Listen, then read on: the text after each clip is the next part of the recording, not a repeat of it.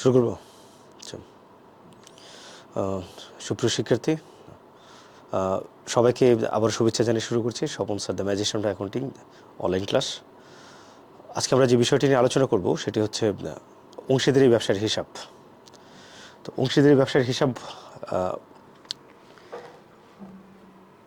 অংশীদারি ব্যবসার ধারণা আমরা দেখি আগে প্রথমে। অংশীদারি ব্যবসাটা কি মূলত? আসলে অংশীদারি ব্যবসা হচ্ছে যে দুই বা ততোধিক ব্যক্তি পারস্পরিক সমঝোতা ও চুক্তির ভিত্তিতে মুনাফা অর্জনের উদ্দেশ্যে যে ব্যবসা প্রতিষ্ঠান গড়ে তোলে তাকে আমরা বলে থাকি অংশীদারি ব্যবসায়।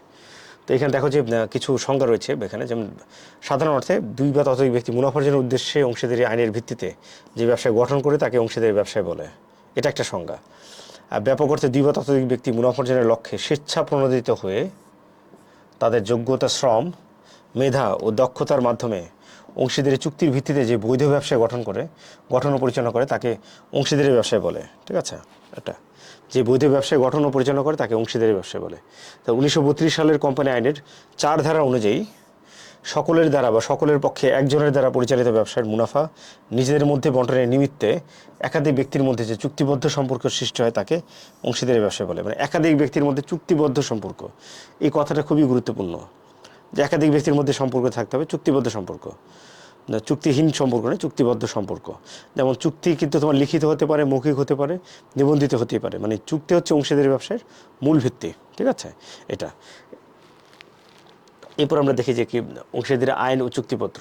আচ্ছা, অংশীদারি আইন ও চুক্তিপত্র দেখো যে সাধারণত আমরা জানি যে অংশীদারি আইন হচ্ছে 1932 সালের আইন, এবং বর্তমানে বাংলাদেশে যে আইনটি প্রচলিত রয়েছে সেটি 1932 সালের আইন। যেমন এখান থেকে অংশীদারি আইন ও চুক্তিপত্র 1932 সালের অংশীদারি আইন দ্বারা এই ব্যবসায় গঠিত, পরিচালিত ও নিয়ন্ত্রিত হয়ে থাকে। এটা তাহলে 1872 সালের চুক্তি আইনের 2 ধারা অনুযায়ী আইনের দ্বারা বলবৎযোগ্য সম্মতিকে চুক্তি বলে। ঠিক আছে, আবার চুক্তিটা কিন্তু এখানে তাহলে খেয়াল করো, আমরা 2টা সাল পেলাম। তো 1932 সাল হচ্ছে অংশীদারি আইন, আর 1872 হচ্ছে চুক্তি আইন। অংশীদারি চুক্তি আইন হচ্ছে 1872 সালের। তাহলে চুক্তি অংশীদারি ব্যবসার মূল ভিত্তি। চুক্তি মৌখিক, লিখিত ও নিবন্ধিত, এই 3 ভাবেই হতে পারে। ঠিক আছে, তাহলে অংশীদারি ব্যবসা গঠনের উদ্দেশ্যে কতিপয় ব্যক্তিবর্গ ব্যবসায় সম্পর্কিত সকল বিষয়, যেমন ব্যবসায় গঠন, পরিচালনা, প্রত্যেকের দায়িত্ব, কর্তব্য ও দায়বদ্ধতা উল্লেখপূর্বক যে চুক্তিতে স্বাক্ষর প্রদানের মাধ্যমে অংশীদারিত্বের সম্পর্ক সৃষ্টি হয় সেই চুক্তিকেই কী বলা হয়? অংশীদারি চুক্তিপত্র বলে। মানে একটা চুক্তিপত্রে কী কী থাকবে? অংশীদারি চুক্তিপত্রে থাকবে যে কোন অংশীদারের মূলধন কতটুকু রয়েছে, তার দায় কতটুকু রয়েছে, ঠিক আছে, অংশীদারের ধরন, সে মুনাফায় তার লাভ কতটুকু থাকবে, সে প্রতিষ্ঠান থেকে বেতন নিতে পারবে কিনা, বা ব্যবসায় বাণিজ্যের অতিরিক্ত দায়িত্ব পালনের জন্য সে কোনো আর্থিক সুবিধা পাবে কিনা, এই জাতীয় যত বিষয়গুলো রয়েছে সেগুলো কোথায় উল্লেখ থাকবে? চুক্তির পত্রে উল্লেখ থাকবে। এরপর আমরা দেখি অংশীদারি ব্যবসার হিসাব রক্ষণ পদ্ধতি। তো অংশীদারি ব্যবসার হিসাব রক্ষণ পদ্ধতি মূলত 2টি। কি? পরিবর্তনশীল মূলধন পদ্ধতি আর হচ্ছে কি স্থায়ী মূলধন পদ্ধতি। তো আমরা দেখব যে পরিবর্তনশীল মূলধন পদ্ধতিতে কী কী রয়েছে। যেমন পরিবর্তনশীল মূলধন পদ্ধতি ব্যবসার হিসাবকাল শুরু এবং শেষের মূলধন একই থাকে না। ঠিক আছে, ব্যবসার শুরুতে যে মূলধন এবং শেষের মূলধন একই থাকে না। প্রতিষ্ঠানের যে চলতি ব্যয়গুলো রয়েছে প্রতি বছরের, সেই চলতি ব্যয়গুলো এর সাথে কী হয়? সমন্বয় হয়ে মূলধনটা কী হয়? পরিবর্তন হয়ে যায়। ঠিক আছে, এই জন্য এটাকে বলা হয় পরিবর্তনশীল মূলধন পদ্ধতি। যেমন কারণ চলতি হিসাব বছরে অংশীদারের স্বার্থ সংশ্লিষ্ট বিষয়, যেমন মূলধনের সুদ, অংশীদারের বেতন, কমিশন, ঋণের সুদ, উত্তোলনের সুদ এবং চলতি বছরের বণ্টনযোগ্য মুনাফার অংশ ইত্যাদি যোজন বিয়োজনের ফলে ব্যবসার অংশীদারদের প্রারম্ভিক ও সমাপনী মূলধন সমান থাকে না বিধায় এই পদ্ধতিকে পরিবর্তনশীল মূলধন পদ্ধতি বলে। ঠিক আছে, মানে আমি বছরের শুরুতে যে মূলধনে শুরু করব, ওই মূলধনের সাথে বছরের যে চলতি ব্যয়গুলো রয়েছে, যেমন অংশীদারদের যদি কোনো অংশীদার বেতন পেয়ে থাকে তার বেতন, মূলধনের সুদ, তারপর হচ্ছে উত্তোলনের সুদ, কেউ যদি পণ্য উত্তোলন করে থাকে সেই পণ্য উত্তোলন, কেউ যদি ঋণ গ্রহণ করে থাকে ঋণ, এই বিষয়গুলো থাকে এখানে অন্তর্ভুক্ত থাকে। ঠিক আছে, এই বিষয়গুলোকে আমরা আয় থেকে ব্যয়কে ম্যানেজ করে যে অংশটুকু পাই সেটা হচ্ছে কি মুনাফার অংশ। এবং এই মুনাফার অংশটি অংশীদারি চুক্তিপত্রে অংশীদারদের মধ্যে কীভাবে মুনাফা বণ্টিত হবে সেই হারে কী হয়ে থাকে? সাধারণত বণ্টিত হয়ে থাকে। ঠিক আছে, এটা তাহলে এরপর দেখো যে অংশীদারদের এই পদ্ধতিতে সাধারণত 2টি ধাপে করতে হয়। যেমন 1 নম্বর ধাপটি হচ্ছে অংশীদারদের লাভ লোকসান আমটের হিসাব, এবং 2 নম্বর ধাপটি হচ্ছে অংশীদারদের মূলধন হিসাব বা পরিবর্তনশীল পদ্ধতি। এছাড়াও সমস্যায় যদি উত্তোলন হিসাব, ঋণ হিসাব ইত্যাদি দেওয়া হয় তার জন্য আলাদা খতিয়ান দেখাতে হবে। ঠিক আছে, এটা। এরপর আমরা দেখি লাভ লোকসান আবন্টন হিসাব বা profit and loss appropriation account বলে, যেটাকে লাভ লোকসান আবন্টন হিসাব। অংশীদারদের লাভ লোকসান আবন্টন হিসাবের ক্রেডিট দিকে সমন্বয় থেকে ডেবিট দিকে সমন্বয় বাদ দিয়ে অংশীদারদের মুনাফার অংশ বের করা হয়। মানে এই যে ক্রেডিট দিকে যে সমন্বয়, এই সমন্বয়গুলো থেকে, এই সমন্বয়ের যোগফল থেকে আমরা যদি ডেবিট দিকে সমন্বয় যোগফলকে কী করি, মাইনাস করি, তাহলে কী পাবো, নিট মুনাফা পাবো। মানে এটা থেকে আমরা যদি এটাকে কী করি, মাইনাস করি, তাহলে আমরা কী পাবো, নিট মুনাফা পাবো। এখন আমরা দেখে নিই যে অংশীদারদের লাভ লোকসান আবন্টন হিসেবে ডেবিট দিকে কোন কোন দফা অন্তর্ভুক্ত হয় এবং ক্রেডিট দিকে কোন কোন দফা অন্তর্ভুক্ত হয়। যেমন ক্রেডিট দিকে কী কী অন্তর্ভুক্ত হয়, দেখো অংশীদারদের লাভ লোকসান হিসাব নিট লাভ, ঠিক আছে, এটা অন্তর্ভুক্ত হবে। নিট লাভে কী রয়েছে দেখো, উত্তোলনের সুদ, পণ্য উত্তোলন, অগ্রিম খরচ, ক্ষতির অংশ, ঠিক আছে। এখন এই ক্ষতির অংশ কখন আসবে, ক্ষতির অংশ আসবে যদি আমার ব্যয়ের দিকটা কী হয়ে যায়, বেশি বড় হয়ে যায় এবং আয়ের পাশে ছোটো হয়ে যায়, তখন এখানে কী আসবে, ক্ষতির অংশ আসবে। তবে অনাদায়ী বা বকেয়া আয় সমূহ এগুলো আসবে। ডেবিট দিকে কী বসবে দেখো, মূলধনের সুদ, কমিশন, অংশীদারদের বেতন, ঋণের সুদ বা কুঋণ, ঋণের সুদ, তারপর কুঋণ যদি থাকে, সাধারণত কুঋণ খুব কম থাকে, রেয়ার কেস এটা, বকেয়া খরচ, মুনাফার অংশ বা অগ্রিম আয় সমূহ, ঠিক আছে। তাহলে ডেবিট দিকে থাকছে আমাদের কি, মূলধনের সুদ, ঋণের সুদ, বেতন, তারপর যদি থাকে তোমার কি বকেয়া খরচ, অগ্রিম আয় যদি থাকে, এগুলো আসে। তারপর হচ্ছে তোমার কি, কমিশন যদি পেয়ে থাকে অংশীদাররা, কমিশন থাকবে এবং মুনাফার অংশ থাকবে। এটা মুনাফার অংশ হচ্ছে যে যদি ক্রেডিট পার্শ্ব বড় হয়, মানে আয়ের পার্শ্বটা বড় হয়, মূলত এই পার্শ্বটাকে আমরা আয় ধরে থাকি আর এই পার্শ্বটাকে কি ব্যয় ধরে থাকি, ঠিক আছে। আয় থেকে ব্যয়কে মাইনাস করলে আমরা কী পাবো, মুনাফা পাবো। যদি ব্যয়ের পার্শ্ব বড় হয় তাহলে ক্ষতি হবে এবং আয়ের পার্শ্ব যদি বড় হয় তাহলে কী হবে, মুনাফা হবে, ঠিক আছে। এটা তাহলে আমরা আরেকটু রিভিউ করে নিই যে অংশীদারদের মূলধন হিসাবে এই হেডিংটি দিয়ে অঙ্কটা শুরু করতে হবে। এই হেডিং দিয়ে অঙ্ক শুরু করে আমরা কী করবো, মূলধনের সুদ, কমিশন, অংশীদারদের বেতন, ঋণের সুদের ক্ষেত্রে কিন্তু হেডিংটা আলাদা হবে। ঋণের সুদের ক্ষেত্রে অংশীদারদের ঋণ হিসাব নামে বিষয়টি হেডিংয়ে লিখব, কারণ এটি অংশীদারদের মূলধন হিসেবে অন্তর্ভুক্ত হবে না। এটি সরাসরি চলে যাবে কোথায়, সরাসরি ঋণ হিসাবে চলে যাবে। ঋণের সুদ কখনোই অংশীদারদের মূলধন হিসেবে আসবে না, কারণ এটি আলাদা একটা হিসাব, এটি চলে যাবে ঋণ হিসাব নামে আলাদা খতিয়ানে। এবার বকেয়া খরচ সমূহ, এবার মুনাফা আয় বা মুনাফা বা অগ্রিম আয় সমূহ। আর ক্রেডিট দিকে যে অংশগুলো থাকছে, যে নিট লাভ দিয়ে শুরু হবে অঙ্কটি, উত্তোলনের সুদ, পণ্য উত্তোলন, অগ্রিম খরচ বা অগ্রিম খরচ, বকেয়া আয়, ক্ষতির অংশ কখন হবে, যখন ব্যয়ের পার্শ্ব বড় হবে। অনাদায়ী বা বকেয়া আয় সমূহ যদি থাকে তাহলে এটা এখানে আসবে। এইভাবেই মূলত আমরা কী করে থাকি, লাভ লোকসান আবন্টন হিসাব করে থাকি। এরপরে যে ধাপটি রয়েছে লাভ লোকসান আবন্টন হিসাব, এটা একটু দেখি আমরা। এখানে দুটি পার্ট রয়েছে, ডেবিট পার্টস এবং ক্রেডিট পার্টস। এখন এই লাভ লোকসান আবন্টন হিসাব করার ক্ষেত্রে আমাকে দুটো কাজ আমাদের আগে করতে হবে। সেটা হচ্ছে কি, সবার প্রথম আমরা দুটো কাজ করব। সেটা হচ্ছে কি, লাভ লোকসান আবন্টন, আচ্ছা এটা তো আমরা একটু আগে দেখলাম এখানে। আচ্ছা এটা একটু বিস্তারিত ছক, লাভ লোকসান আবন্টন হিসাবে বিস্তারিত ছকটা দেখি। যেমন লাভ লোকসানের হিসাব, আগের যে ছকটা ছিল সেই ছকটাতে আমরা সংক্ষিপ্ত ছকে দেখেছি ডেবিট দিকে কী বসবে, ক্রেডিট দিকে। কিন্তু আমরা যদি অঙ্কে বিস্তারিতভাবে লিখি, বিস্তারিত ছকে, যেমন লাভ লোকসান আবন্টন হিসাব, নিট লাভ দিয়ে অঙ্কটি শুরু হবে। আধুনিককালে আমরা লাভ লোকসানের হিসাবকে আমরা বিশদায় বিবরণী বলে থাকি। তো সেক্ষেত্রে আমরা এখানে লাভ লোকসানের হিসাব না লিখে বিশদায় বিবরণীও লিখতে পারি। এবার অংশীদারদের মূলধন হিসাবে কী আছে দেখো, উত্তোলনের সুদ রয়েছে। তো উত্তোলনের সুদটা আমরা বের করবো, এখানে পণ্য উত্তোলন বের করব, অগ্রিম খরচ, বকেয়া, ক্ষতির অংশ। এখানে কী আছে, অংশীদারদের মূলধন হিসাবে মূলধনের সুদ আছে।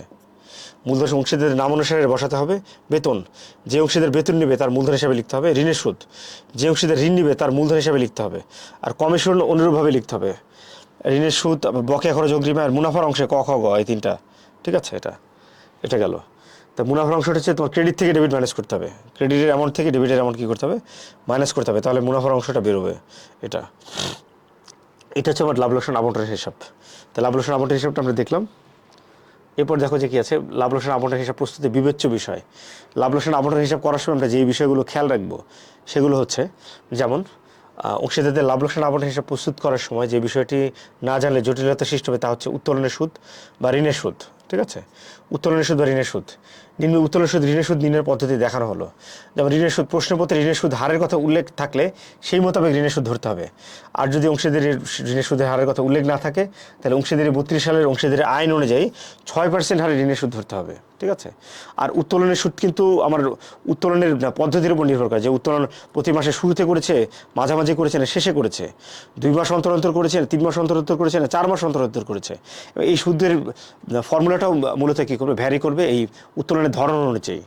এরপর আমরা দেখি যে কি, উত্তোলনের সুদ হচ্ছে, উত্তোলনের সুদ ধার্য করার সময় যে কয়েকটি বিষয় খেয়াল রাখতে হবে। প্রথমত উত্তোলনের সুদের হার দেয়া আছে কিনা, নম্বর 1। উত্তোলনের সুদের হার যদি দেয়া না থাকে, উত্তোলনের সুদের হার দেয়া না থাকলে অংশীদারের উত্তোলনের সুদ ধরতে হবে না।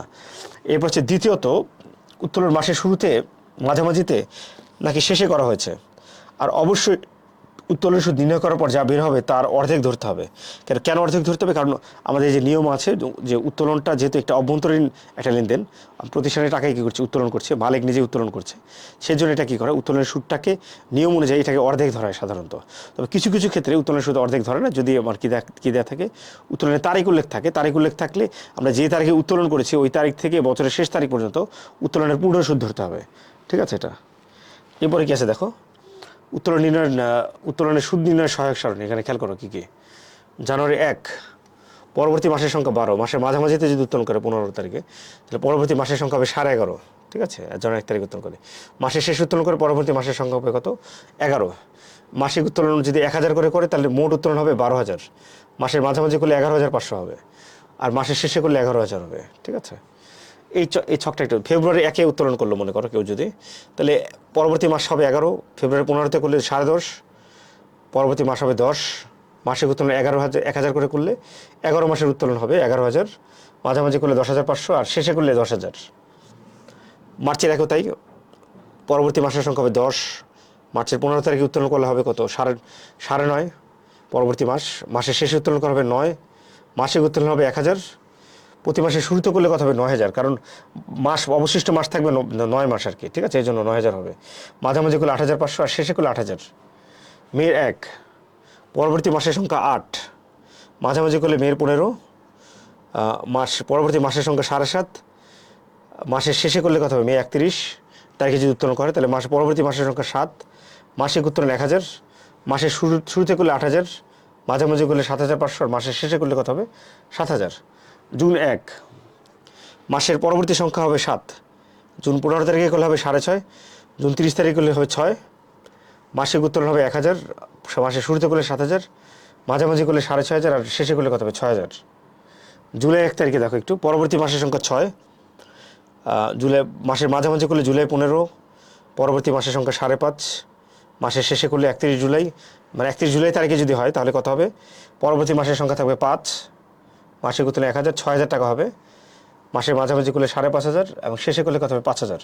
এভাবে করে ছকটা দেওয়া আছে। ঠিক অনুরূপভাবে আগস্টের 1 তারিখে করলে পরবর্তী মাসের সংখ্যা 5, মানে August, September, October, November, December, কয় মাস হয়? 5 মাস হয়। কাউন্ট করে দেবে এখানে।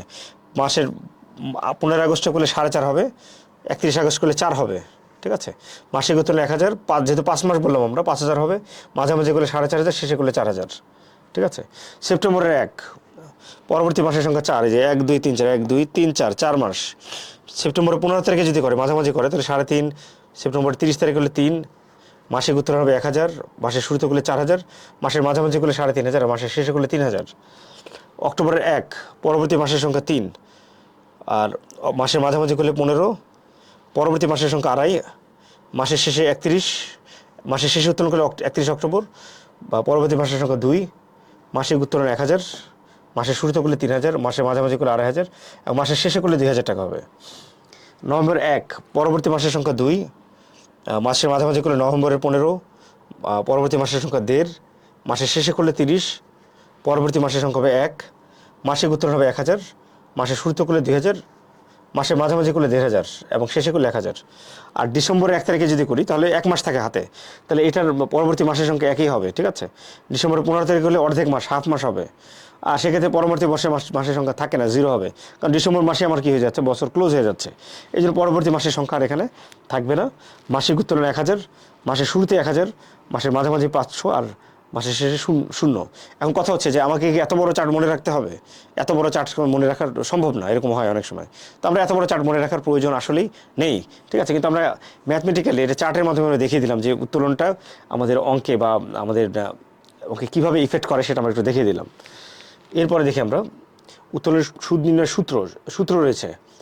প্রত্যেক মাসের শুরুতে যদি উত্তোলন করি তাহলে সূত্রটা হবে এটা: উত্তোলনের সুদ ইকুয়ালস টু মাসিক উত্তোলন ইন্টু সুদের হার ইন্টু 6.5।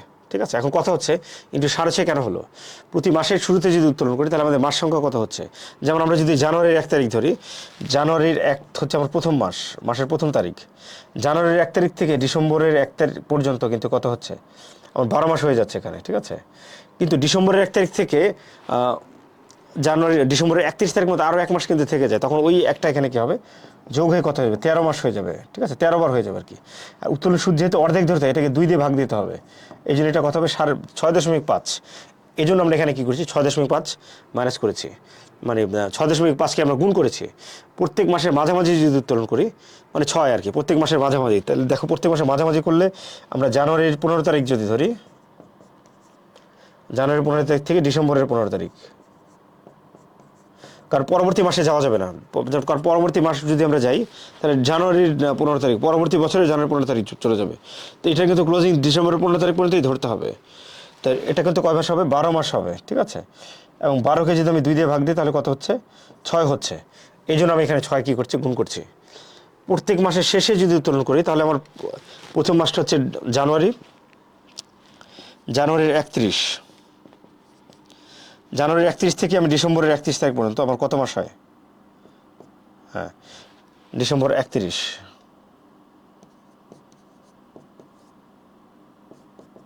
12 মাস। কিন্তু কথা হচ্ছে জানুয়ারির 1 তারিখ থেকে জানুয়ারির 31 তারিখ পর্যন্ত আমার আরও 1 মাস কি চলে গিয়েছে, 1 মাস চলে যাওয়ার পর আমি কী করেছি উত্তোলন নেওয়া শুরু করেছি, উত্তোলন করা শুরু করেছি, তখন ওই 12 থেকে 1 মাইনাস হবে, তাহলে এখানে 11 মাস কাউন্ট হবে এখানে, ঠিক আছে 11 মাস কাউন্ট হবে।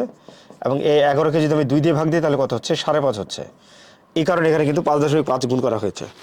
এরপর এরকম অনুরূপভাবে আরও যদি ধরি যে প্রতি 2 মাস অন্তর উত্তোলন করলে উত্তোলনের সুদ হবে মাসিক উত্তোলন ইন্টু সুদের হার ইন্টু 2.5 মাস। আচ্ছা 2.5 মাস কেন ধরছি, কারণ আমরা যদি প্রতি 2 মাস পর উত্তোলন করলে কী হচ্ছে আমাদের উত্তোলন সংখ্যা হচ্ছে 6টি, কিন্তু সর্বশেষ যে উত্তোলনটি সেটি হচ্ছে ডিসেম্বরের 31 তারিখ। তো ডিসেম্বরের 31 তারিখ উত্তোলন করলে কিন্তু মাস সংখ্যা থাকে না, যেমন এই যে আগে দেখো এখানে ডিসেম্বরের 31 তারিখ যখন আমরা উত্তোলন করি কোনো কিছু, সর্বশেষ মাস যেটা ডিসেম্বর 31-এ কিন্তু মাস সংখ্যা কী থাকে 0 থাকে, এবং এই 0 থাকার কারণে কিন্তু এটার উপর কী করা হবে না সুদ ধরা হয় না।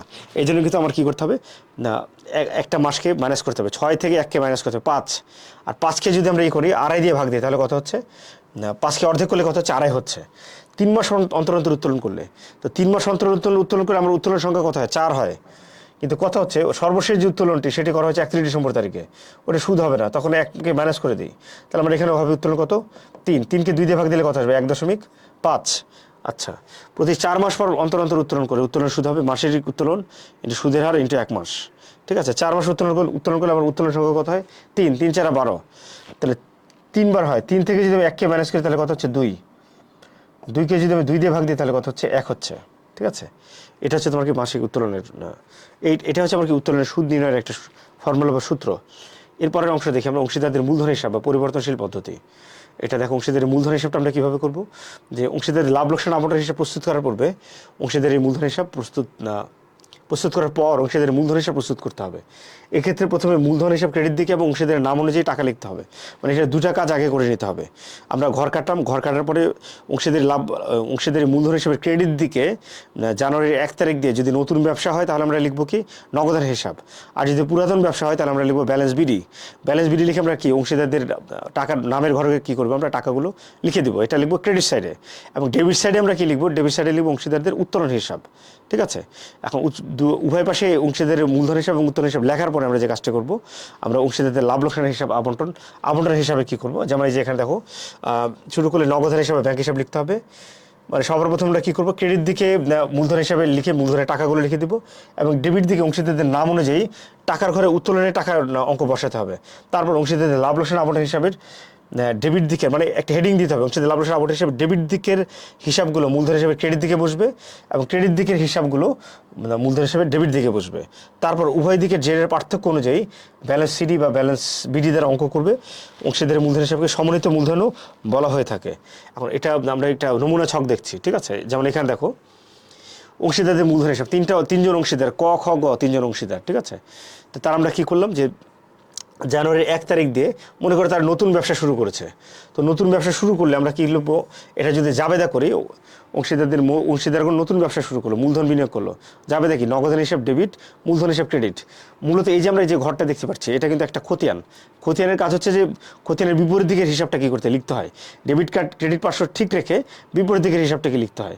তাহলে অংশীদারের মূলধন হিসাব ক্রেডিট আমরা ক্রেডিট দিকে লিখছি বটে, কিন্তু ক্রেডিটের অপোজিটে যে রয়েছে বিপরীত দিকে যে রয়েছে নগদান হিসাব, এখানে লিখব নগদান হিসাব, ঠিক ঠিক আছে। অথবা যদি পুরনো ব্যবসা হয় যে ক খ গ এক তিনজন অংশীদার তাদের মূলধন ছিল এত টাকা, এরকম যে থাকে তাহলে বুঝতে হবে যে ব্যবসাটা আগে থেকে চলে আসছে পুরনো ব্যবসা, সেক্ষেত্রে লিখতে হবে এখানে ব্যালেন্স বিডি। ঠিক আছে। এরপর আমরা কী করবো, আর যদি অতিরিক্ত মূলধন নিয়ে আসে, মনে করি সাধারণত জুনের 31 বা জুনের 1 বা যে কোনো তারিখে কী করতে পারে, অতিরিক্ত মূলধন নিয়ে আসতে পারে, সেক্ষেত্রে আমরা আবারও কি লিখবো, নগদান হিসাব লিখবো। এই কাজটুকু আগে করবো আমরা, যে মূলধনের কাজটুকু আমরা কী করবো, আগে করবো। এটা হচ্ছে 1 নম্বর প্রসেস। এরপর আরও একটা জিনিস লিখবো, সেটা হচ্ছে কি এই দিকে 2025 ক্রেডিট ডেবিট দিকে উত্তোলন হিসাব লিখে উত্তোলনের টাকাগুলো লিখবো আমরা। তাহলে দুইটা জিনিস আমরা লিখছি, ক্রেডিট দিকে মূলধনের টাকা লিখছি, ডেবিট দিকে উত্তোলনের টাকা লিখছি।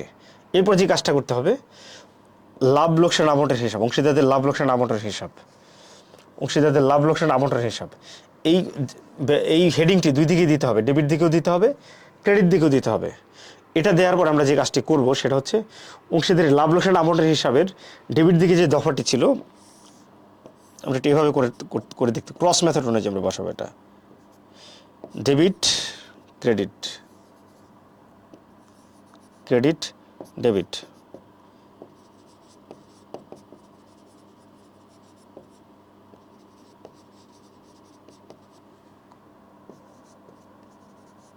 হ্যাঁ, এই কাজটুকু আগে করার পরে আমরা কী করবো, দুই দিকে হেডিং দেবো, অংশীদারদের লাভ লোকসান আবন্টনের হিসাব।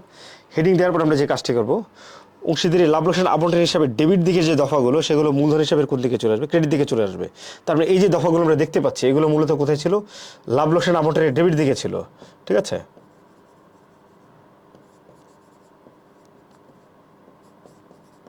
লাভ লোকসান আবন্টনের ডেবিট দিকের দফাগুলো এখানে কোথায় বসে গেল, ক্রেডিট দিকে বসে গেল। আর লাভ লোকসান আবন্টনের ক্রেডিট দিকে যে দফাগুলো ছিল, সেগুলো আমরা কোথায় লিখলাম, অংশীদারের মূলধন হিসেবে ডেবিট দিকে লিখলাম। এটা হচ্ছে ক্রেডিট দিকের দফা। ঠিক আছে। লাভ লোকসান আবন্টনের ক্রেডিট দিকের দফাগুলো আমরা মূলধন হিসাবে ডেবিট দিকে লিখে ফেললাম। লেখার পরে যে কাজটা করতে হবে, যোগফল নামাতে হবে। সাধারণত এই ক্রেডিট দিকের যোগফলে বেশি হয়, কারণ এদিকে মূলধনের টাকা রয়েছে, এদিকের অ্যামাউন্টে বেশি হয়। তো এই অ্যামাউন্টগুলোকে আমরা যোগ করব, এবং এই সমপরিমাণ অ্যামাউন্ট, একই অ্যামাউন্ট আমরা এদিকেও কী করবো, ডেবিট দিকেও লিখব। লেখার পরে যে কাজটি করতে হবে, এই অ্যামাউন্ট থেকে আমরা কী করব, ক্রেডিট দিকের যে অ্যামাউন্ট, বড় অ্যামাউন্ট, এই অ্যামাউন্ট থেকে আমরা ডেবিট দিকের অ্যামাউন্টগুলোকে মাইনাস করব। মাইনাস করলে আমরা পাবো কি, ব্যালেন্স সিডি। এই যে অংশটুকু, সেটা হচ্ছে কি ব্যালেন্স সিডি। এটা হচ্ছে কি টোটাল অ্যামাউন্ট থেকে আমরা এই তিনটাকে কী করবো, মাইনাস করব। আবার ক্ষয়ের যে টোটাল অ্যামাউন্ট রয়েছে, এই ক্ষয়ের টোটাল অ্যামাউন্ট থেকে এই তিনটা অ্যামাউন্ট মাইনাস করব। গয়ের টোটাল অ্যামাউন্ট থেকে এই তিনটা অ্যামাউন্টকে কী করবো, মাইনাস করব। মাইনাস করলে আমরা পাবো কি, ব্যালেন্স সিডি। এবং এই ব্যালেন্স সিডিটা কনভার্ট হয়ে পরবর্তী বছরে 2026 জানুয়ারির 1 তারিখ যখন হবে, তখন এটা হয়ে যাবে ব্যালেন্স বিডি, মানে প্রারম্ভিক জের।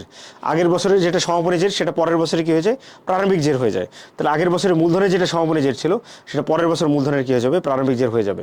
এবং এভাবে আমরা কী করবো, অংশীদারের মূলধন হিসাব করে থাকবো। এরপর আমরা দেখি অংশীদারের বেতন সংক্রান্ত তথ্যাবলী। আচ্ছা, এই বিষয়টায় তোমার কি অঙ্ক করার সময় এই বিষয়টি তোমাদের সবচেয়ে বেশি ঝামেলা করে। অংশীদারের বেতন ডেবিট করার পর অংশীদারগণ বেতন উত্তোলন করে নিয়েছে, অংশীদারগণ বেতন উত্তোলন করে নেয়নি, বেতন ডেবিট করা হয়েছে কিন্তু উত্তোলন করা হয়নি, এই জাতীয় যে বিষয়গুলো, এগুলো কিন্তু কী করে, তোমার অঙ্কে অনেক সময় ঝামেলা করে। তো এইটা আমি একটা ছকের মাধ্যমে দেখিয়েছি। দেখো, অংশীদারের উদ্দীপকে যদি বলা থাকে অংশীদারের বেতন ডেবিট করার পর, তখন সেটি লাভ লোকসান হিসাবে আসবে না। ঠিক আছে। কিন্তু সেটা অংশীদারের মূলধন হিসাবে কি আসবে। ওকে, অংশীদারদের বেতন ডেবিটও উত্তোলন করা হয়েছে, এটা কোথাও আসবে না। ডেবিটও করেছে, আবার উত্তোলনও করেছে। এবং কথা হচ্ছে অংশীদারদের বেতন ডেবিট করেছে, এই কথার অর্থ কি, অংশীদারদের বেতন ডেবিট করেছে মানে লাভ লোকসান আবন্টন হিসাব করার আগে আমরা যে অংশটুকু করে থাকি, সেটা হচ্ছে লাভ লোকসান হিসাব বা বিশদায় বিবরণী। ওই বিশদায় বিবরণীতে অংশীদারদের যে বেতন, সেটা অলরেডি ডেবিট হিসাবে কী হয়েছে, অন্তর্ভুক্ত হয়ে গিয়েছে। এবং হওয়ার ফলে এটা লাভ লোকসান আবন্টন হিসাবে নতুন করে আর আসবে না, এটাই বোঝানো হয়েছে। তাহলে এখানে দেখো যে অংশীদারদের বেতন ডেবিট করেছে এবং উত্তোলন করেছে, সেটা কোথাও আসবে না, এটা হিসাবে কোনো ইফেক্ট ফেলবে না। ডেবিটও করেছি মানে আমরা হিসাবেও লাভ লোকসান হিসাবেও লিখেছি, আবার সেটা অংশীদার উঠিয়েও নিয়েছে, তাহলে আবন্টন হিসাবের ভিতরে এই বেতনটা আর আসবে না, কারণ অংশীদার তো বেতনটা আগে নিয়ে নিয়েছে, এই জন্য। এরপরে দেখো কি আছে, অংশীদারগণ বেতন উত্তোলন করেনি, যদি উত্তোলন না করে থাকে তাহলে কী হবে, সেটা লাভ লোকসান আবন্টনে আসবে না, কিন্তু সেটা কী করবে, অংশীদারদের মূলধন হিসেবে আসবে, কারণ এটা তার বেতনটা জমা আছে, সেটা মূলধনের সাথে কী হবে, সমন্বয় হবে, অ্যাডজাস্ট হবে। এরপর অংশীদারদের বেতন উত্তোলন করে নিয়েছে। আচ্ছা, অংশীদাররা কী করছে, তাদের বেতন উত্তোলন করে নিয়েছে। সেক্ষেত্রে কী হবে, তোমার ডেবিট করে না কিন্তু উত্তোলন করে নিয়েছে। সেক্ষেত্রে এটার দৌড় থাকবে লাভ লোকসান আবন্টন হিসাব পর্যন্ত, কারণ এটার সাথে মুনাফা বন্টনের একটা বিষয় রয়েছে। মুনাফা বন্টন করা শেষ, ওই বেতনের হিসাবও শেষ, তখন ওইটা কিন্তু মূলধন হিসেবে নতুন করে আর আসবে না। আর সে তো তার মূলধনটা জমা রাখে নেই। যদি মূলধনটা জমা মানে বেতনটা জমা রাখেনি, যদি জমা রাখতো তাহলে সেটা মূলধন হিসেবে আসতো। যেহেতু জমা রাখেনি, তাহলে সে সর্বোচ্চ কোন পর্যন্ত আসবে, লাভ লোকসান আবন্টন হিসাব পর্যন্ত আসবে, এবং সে মূলধন হিসাবে আসবে না। ঠিক আছে।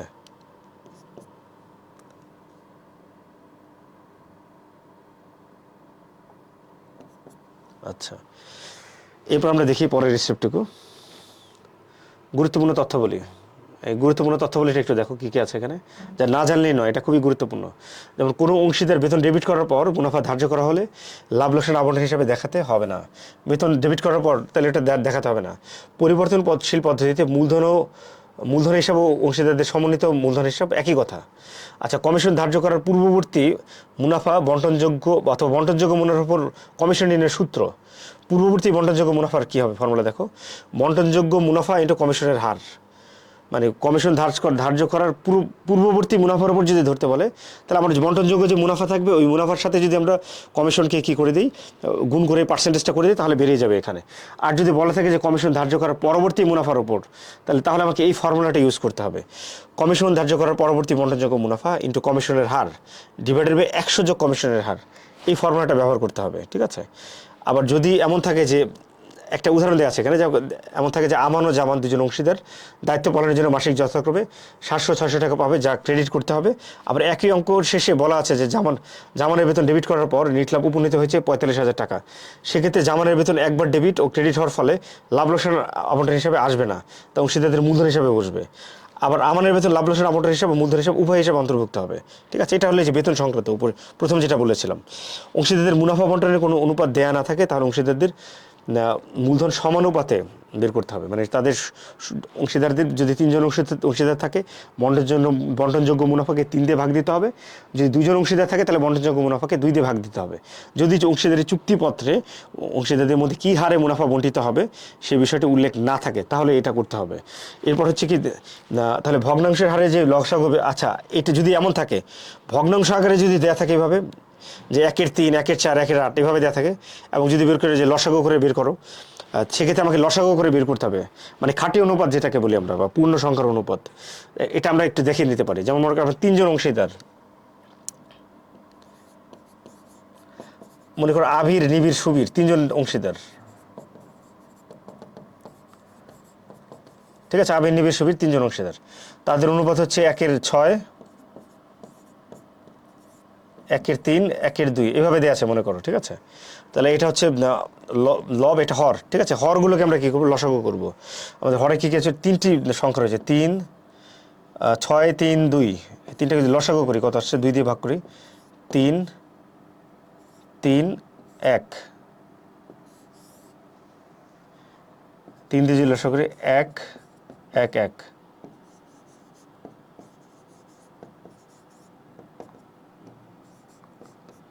2 গুণ 3 গুণ 1, 3 2 6, 6 1 6। ঠিক আছে। তাহলে লসাগু হচ্ছে 6। ঠিক আছে। এই হচ্ছে তোমার কি লসাগু। তো এখন এই লসাগুটা এইভাবে, এটা এর ভিতরে কীভাবে কাজ করবে, 1/6 গুণ 6, 1/3 দিয়ে কী হবে তোমার গুণ 6, 1/2 দিয়ে গুণ 6। এটা কাটাকাটি করলে কত আসছে, 1 আসছে এখানে, এখানে আসছে কত 2, এখানে আসছে কত 3। তাহলে 3 জনের খাঁটি অনুপাত হচ্ছে কত, 1/2/3। এখন মনে করো এদের যদি থাকতো, একটা মুনাফা দেওয়া থাকতো, নিট মুনাফা, একটা নিট মুনাফা মনে করে দেওয়া আছে, বা মুনাফার অংশ দেওয়া আছে, মুনাফার অংশ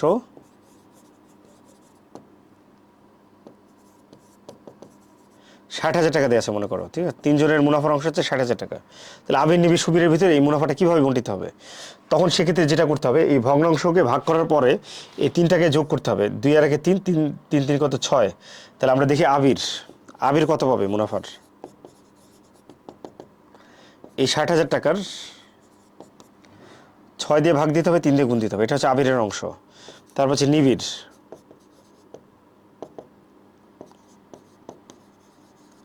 60,000 টাকাকে 6 দিয়ে ভাগ দিতে হবে, 2 দিয়ে গুণ দিতে হবে। সুবীর,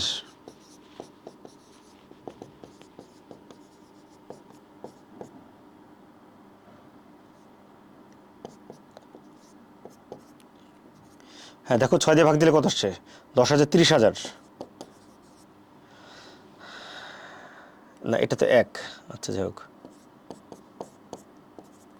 এটা আসবে কত তোমার? 6 দিয়ে যদি ভাগ করি আমরা তাহলে আসছে, প্রথমটা একটু দেখে নিই, 60,000 ইন্টু 1/6, এটা আসছে 10,000।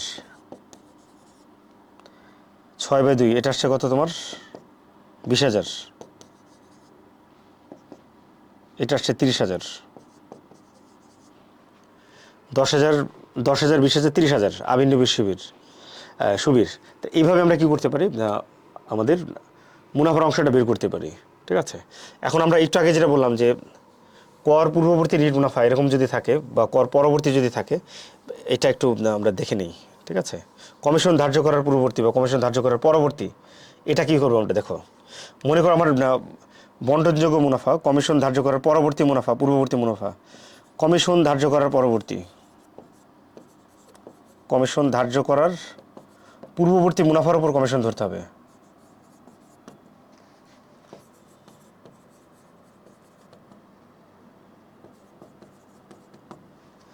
%5 কমিশন ধরতে হবে, মনে করো এরকম দেওয়া আছে।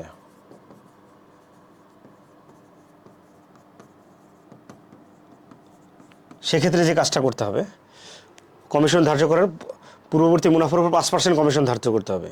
তার কমিশন ধার্য করার পূর্ববর্তী যে মুনাফা মনে করি আমরা কত?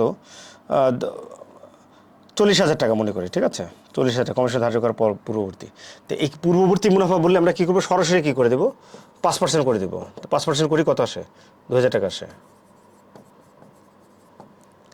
কমিশন ধার্য করার পরবর্তী মুনাফার ওপর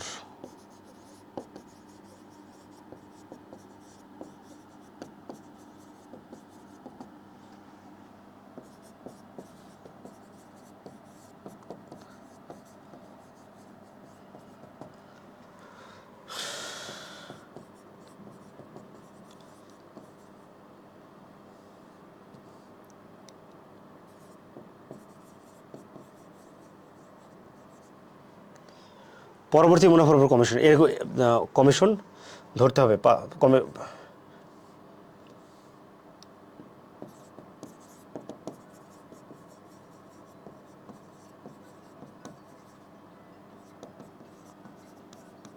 এমন যদি থাকে তাহলে সেক্ষেত্রে কী করতে হবে?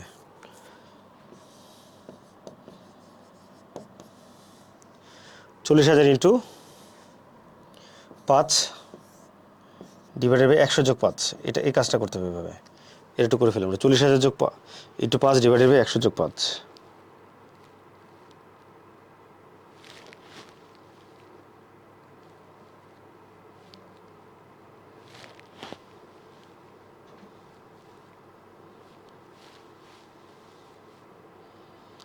তাহলে আমার কত আসছে? 1,904 টাকা 76 পয়সা।